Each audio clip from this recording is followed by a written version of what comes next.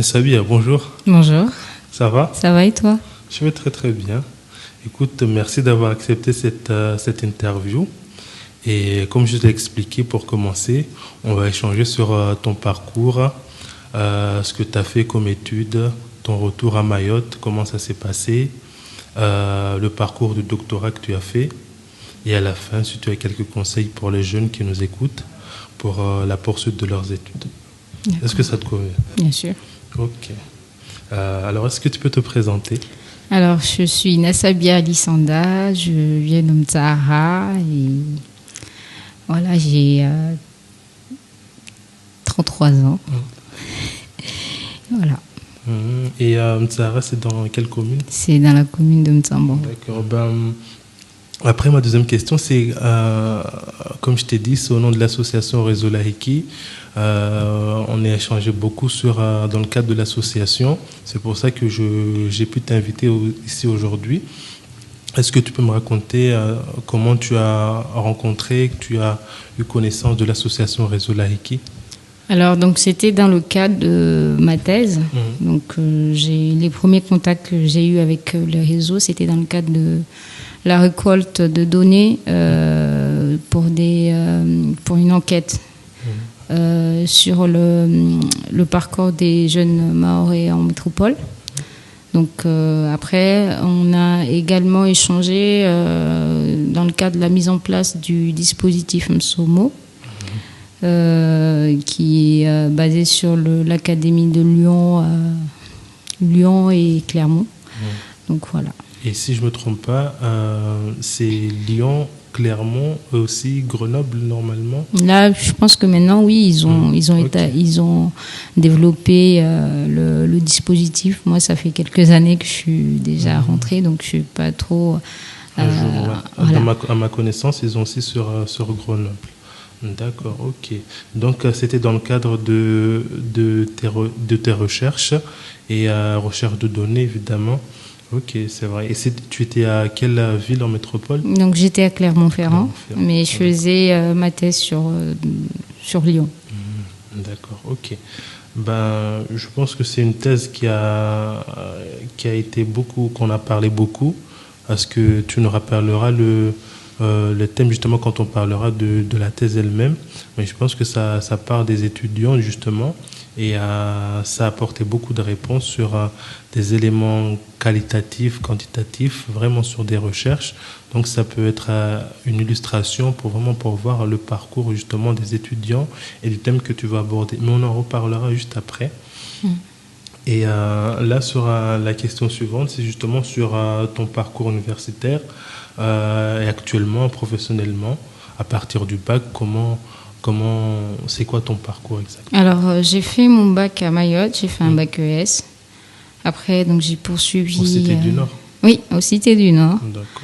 Après, j'ai poursuivi mes études en métropole dans l'académie de Lille, à Valenciennes. Et donc, j'ai fait un DUT technique de commercialisation. Donc, pour vous dire que c'est bon. Bon, c'est ce que j'avais pu trouver. Mais bon, après, je me suis accrochée et puis c'était très intéressant. Ensuite, je suis partie sur Clermont-Ferrand. J'ai fait une licence management et gestion des PME-PMI. Ensuite, j'ai enchaîné sur un master MEF, toujours dans tout ce qui est administration, dans le MEF éco-gestion, spécialité RH. Donc, et suite à cela, donc, est née l'idée de faire une thèse sur. C'est ce qui permet de préparer les futurs enseignants. Oui, donc elle prépare non seulement les enseignants, mais aussi les CPE et donc dans tout le domaine de l'enseignement, pas que les enseignants. Ok, donc comme on dit, pour enseigner, il faut apprendre à enseigner aussi, quoi. Voilà, et je pense que au début, je pense que c'est l'une des formations qui a été le plus difficile parce que ça demandait un niveau d'exigence qui était énorme, notamment dans la préparation. Et vraiment, je trouve que après, ça dépend. Les exigences sont très élevées.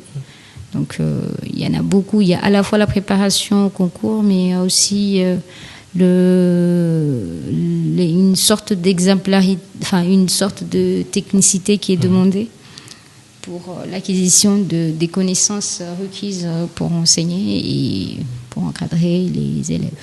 Et vous aviez des stages, par exemple? Oui, on avait des stages de pratique accompagnée dans les établissements.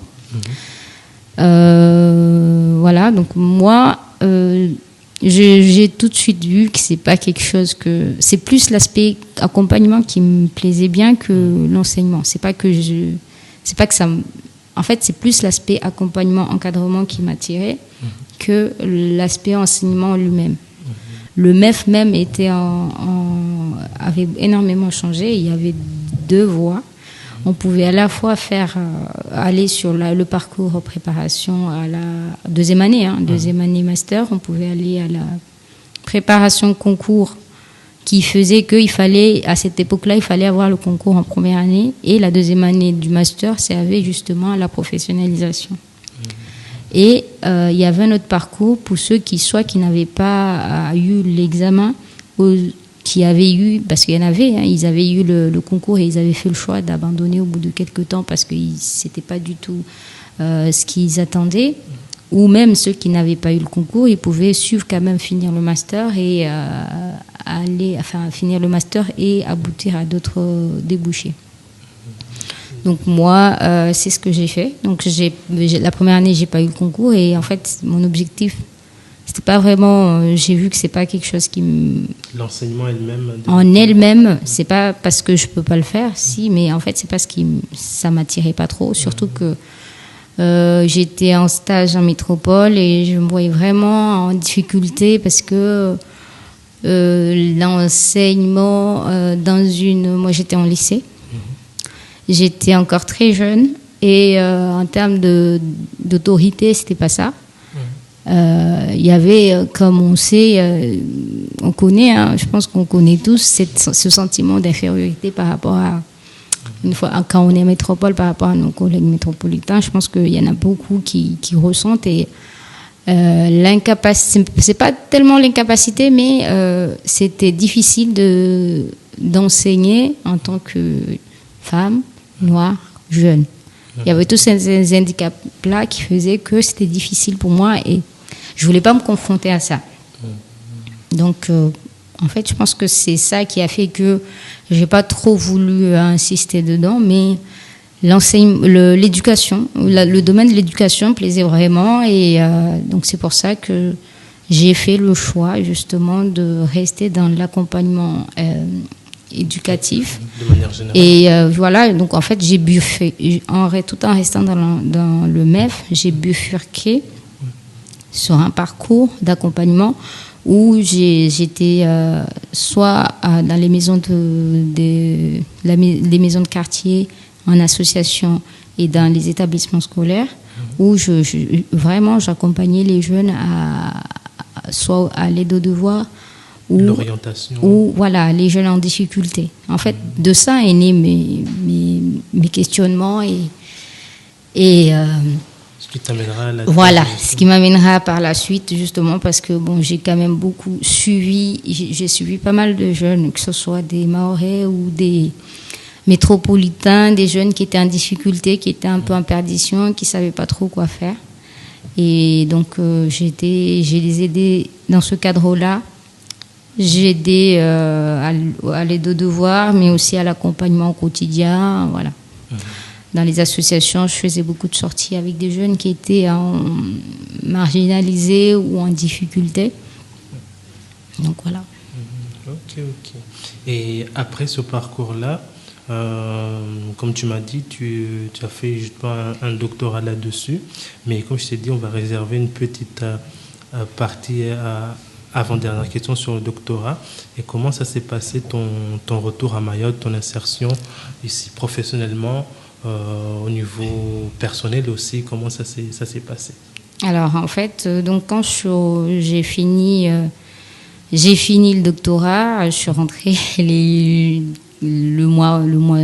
juste le mois après, en fait. C'était rapide. J'avais été recrutée en métropole en tant que CPE.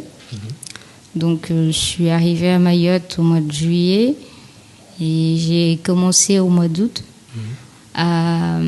au lycée du Nord en tant que CPE. Donc, j'ai fait 1 année au lycée du Nord. Ensuite, j'ai fait 2 années au collège de Mtamboro. Et cette année, je suis chargée de mission à la DRAIO en tant que chargée de mission de lutte contre le décrochage scolaire. D'accord. Ok, d'accord. Et ça a été facile ton retour ici. Tu m'as dit là tout de suite que tu as été recruté depuis la métropole. Est-ce que tu avais postulé justement dans l'idée de rentrer à Mayotte ou tu es venu ici pour vérifier comment ça se passe le retour ici, pour t'imprégner un peu du climat économique et social à Mayotte avant? Alors en fait, moi j'ai eu la chance justement avec l'aide à la mobilité de revenir quasiment chaque année. Et donc, j'étais pas complètement coupée de ce qui se passait ici et j'ai quand même pu, au-delà de voilà, donc j'ai pu garder quand même Tu connaissais déjà la réalité ici. Voilà, un contact avec le terrain et avec ce qui se passait au niveau de Mayotte. Et donc, voilà. Et puis, moi, je me suis toujours dit que fallait que je rentre. Donc, j'ai quand même passé 10 ans en métropole dans le cadre de mes études. Et après, dès que j'ai fini, moi, j'avais qu'une seule hâte, c'est de rentrer. Donc, je suis rentrée et voilà. Donc, j'ai eu la chance d'avoir un boulot, un contrat, signer un contrat, être recrutée dès la métropole, donc ce qui a facilité les démarches de retour. Ok, après, toi, comme je t'ai dit, tu travailles dans ton domaine justement d'études. Donc je te disais parce que beaucoup disent que voilà, j'ai étudié telle chose, mais c'est pas ce que je fais ici à Mayotte, où j'ai pris quelque chose par défaut. J'essaierai de creuser un peu sur cette partie-là. Donc c'est très bien que tu aies pu justement exercer dans ton domaine d'études, et ça c'est encore plus valorisant.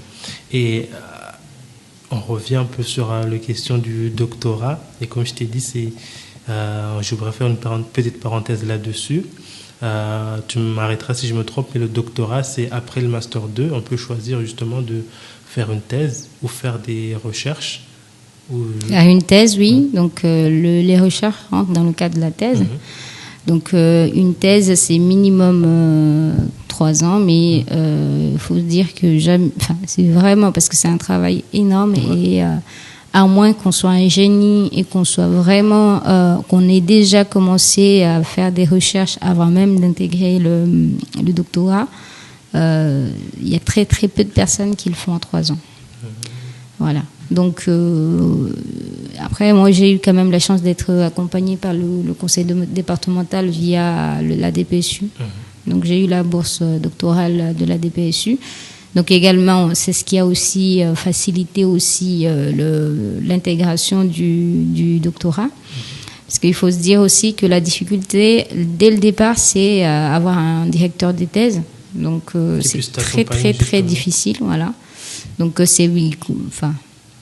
il faut faire un projet de recherche qui soit et l'envoyer dans les différentes universités. Et donc, s'il y a un directeur de thèse qui est intéressé, donc qui pourra justement nous suivre dans le cadre de cette thèse, ce qui a été mon cas. Donc, moi, j'avais envoyé dans différents établissements, dans différentes académies. Et donc, j'ai été pris à Lyon, à l'ENS. Et donc, en fait, ça dépend des sensibilités et également des recherches de ton directeur de thèse. S'il y a une certaine affinité avec le sujet choisi. Avec le sujet choisi. Donc, en fait, au début, je pensais que c'était facile. Je pensais que c'était pas si difficile que ça. Mais en fait, je me suis rendu compte au bout d'une année et que j'étais complètement à côté de la plaque. Et qu'en fait, quand on connaît, par exemple, moi je connais le terrain, c'est-à-dire je connais Mayotte. Je connais le terrain et donc je partais avec beaucoup d'a priori. je me concentrais beaucoup sur ce que je voyais. Et je n'étais pas du tout dans une perspective de recherche, j'étais plus dans des confirmations qui n'étaient pas du tout fondées, qui finalement, ce qu'on dit au quotidien, c'est parce qu'il y a ci, c'est parce qu'il y a ça, qu'il y a ci, qu'il y a ça. Alors qu'avoir une démarche de recherche, c'est vraiment partir si je peux dire, du néant, et vraiment se construire des choses qui sont vraiment fondées, qui sont, on va dire, scientifiques. Scientifique, c'est voilà. Et faire une recherche sur les sciences humaines, donc notamment en sciences de l'éducation, c'est encore plus compliqué parce que, en fait, on n'a pas beaucoup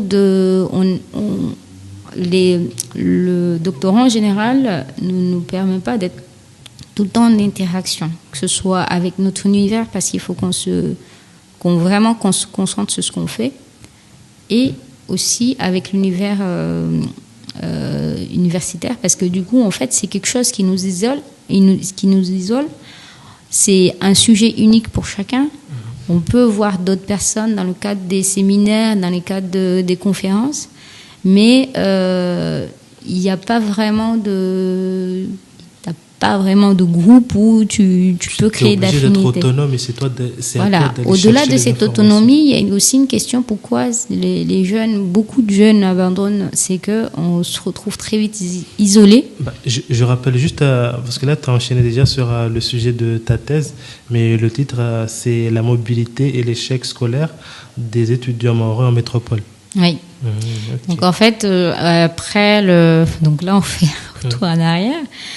Après, j'avais fait mon étude de master, c'était sur l'accompagnement justement des jeunes en difficulté, dans lequel il y avait pas mal de questionnements qui m'ont justement ramené à ce que je fasse la thèse. Parce que du coup, en fait, j'en avais parlé à justement la personne qui nous suivait dans le cadre du master en MEF.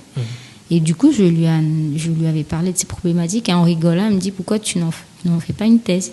Ça serait intéressant. Donc je me suis dit non, je suis incapable de faire ça. Enfin, pour moi, c'était hors de question. C'était très loin de moi, ces choses-là.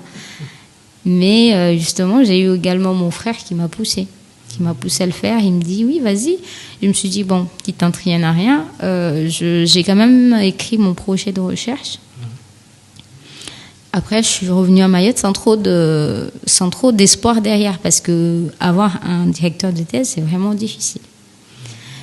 Après, voilà, donc sans trop d'espoir et en revenant sur Clermont, je reçois un message de la part d'une personne qui était sur. Enfin, j'avais déjà lu des recherches lui concernant d'ailleurs, et ça m'avait surpris. Et il m'avait mis en contact justement avec mon directeur de thèse en me disant oui, ça serait intéressant. En fait, même honnêtement, je pensais pas que ça allait intéresser des gens, parce que je me disais que c'était une problématique assez spécifique, que c'était très éloigné de tout ce qu'eux ils peuvent voir, ou même comment quelqu'un peut s'intéresser à un sujet, voilà, qui est assez spécifique. Moi, je pensais tout de suite Mayotte, c'est spécifique.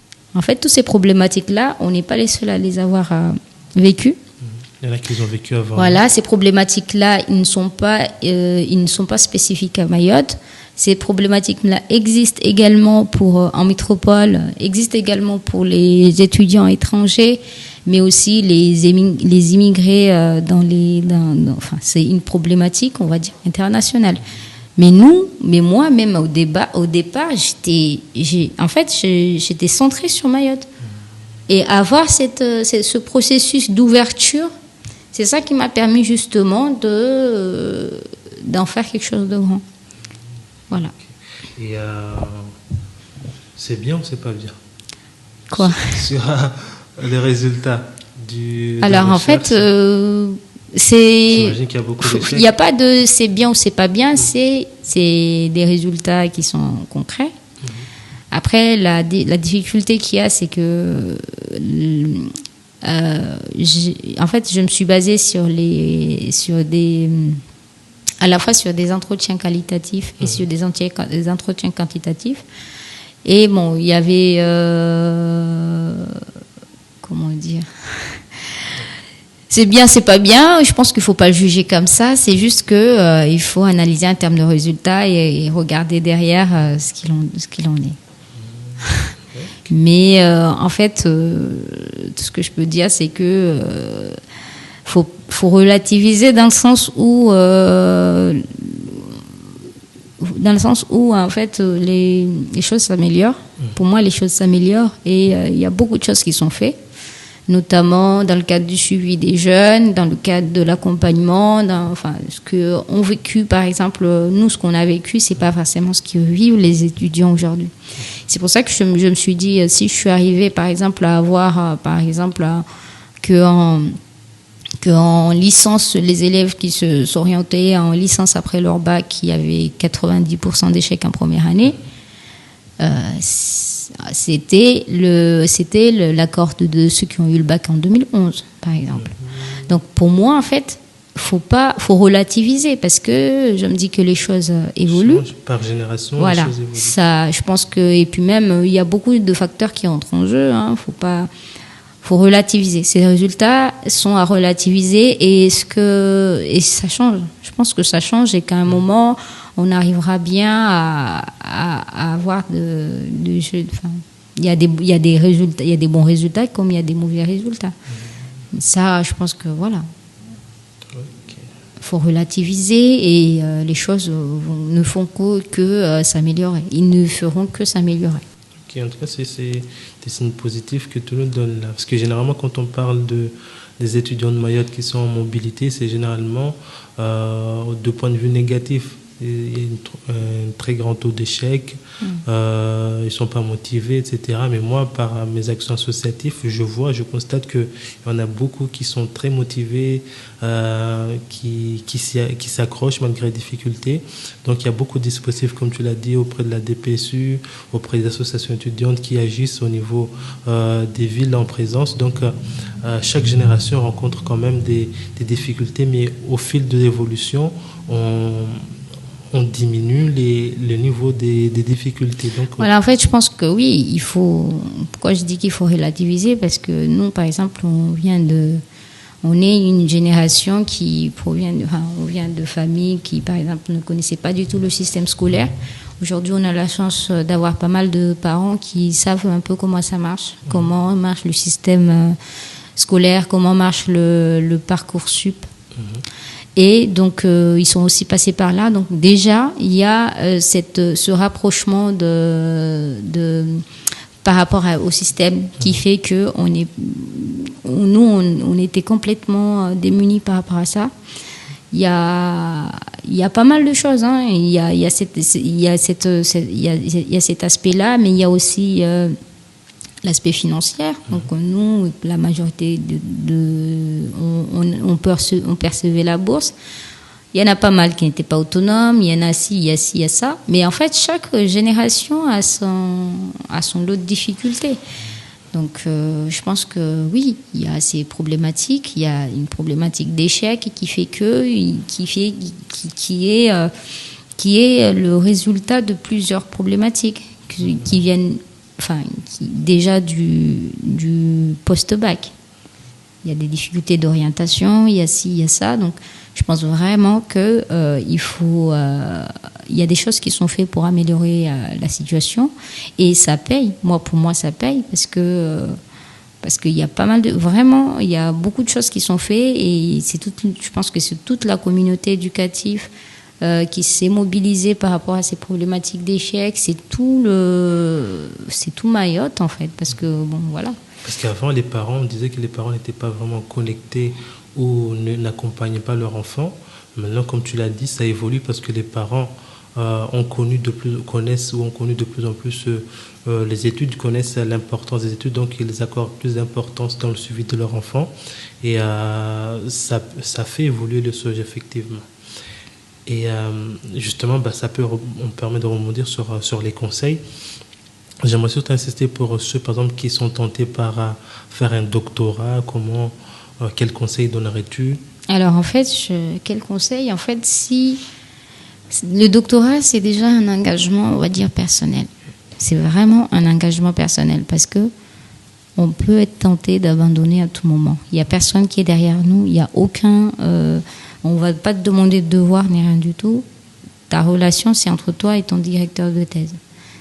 Tu avances, si tu essayes d'avancer, que tu essayes vraiment de faire un travail propre, c'est sur toi que tu dois compter, c'est pas sur... Parce que lui, il t'accompagne, mais il n'est pas là voilà, il peut t'aider dans la correction, dans la reformulation ou dans la recherche d'aiguiller, mais en aucun cas il va écrire la thèse pour nous. Et aussi, donc, en fait, ça doit être une démarche vraiment. On ne fait pas une thèse pour faire une thèse parce qu'il y a un tel qui a fait une thèse, je veux faire une thèse. Parce que si c'est comme ça, tu abandonnes du jour au lendemain parce que voilà. Il faut vraiment qu'il y ait des objectifs derrière qui est un fond. Donc, c'est un engagement personnel avant tout. Deuxièmement, ça prend énormément de temps et que les difficultés, ça arrive tout le temps. Si on n'est pas solide mentalement, je dis pas que, mais vraiment, si on n'est pas solide mentalement, on va abandonner du jour au lendemain, pareil. Donc vraiment, si on veut faire une thèse, c'est une réflexion à mener avant. Essayer de rechercher les informations qu'il faut. Voilà, donc vraiment et voir quel financement on peut avoir parce que le financement aussi peut être une difficulté et essayer de chercher quelque chose qui peut justement apporter, pour moi, apporter apporter quelque chose à la communauté parce que finalement c'est l'une des comment on dit, c'est l'une finalement des objectifs, c'est qu'une thèse doit rapporter quelque chose à la communauté scientifique. Faire évoluer quelque chose. Voilà. Donc il y a plein de choses, il y a plein par exemple moi, il y a plein de choses qui ont été faites sur l'échec scolaire ou sur la réussite scolaire, ne serait-ce que voilà. Mais le plus c'est finalement le fait que de l'avoir fait sur le sujet est en Mayotte, ça a ramené un plus à la communauté parce que finalement nous on est censé on est à la fois, on a à la fois une problématique d'étudiants, les étudiants comme tout le monde finalement en métropole. Donc, quand même avec des spécificités. Voilà. Mais la spécificité c'est qu'on a une culture qui est assez différente, les cultures, on est différents culturellement, socialement, qui fait que notre adaptation est encore beaucoup plus difficile par exemple pour en métropole que ceux qui sont scolarisés dans un lycée à métropole et qui vont faire. En fait, on a un double handicap. On fait à la fois la mobilité qui fait que il y a tous ces aspects qui entrent en jeu, mais aussi la difficulté de l'enseignement supérieur. Ok. Là, ça vient. Je te remercie beaucoup. Je t'ai dit, avec toi, on peut aller jusqu'à 3 heures. Mais on a balayé la plupart des questions. Si jamais il y a d'autres besoins de t'avoir en interview pour parler de sujets différents, et ce n'est pas les sujets qui manquent, je reviendrai vers toi. Il n'y a pas de souci. Merci beaucoup, Nassabia, et à bientôt. Au revoir.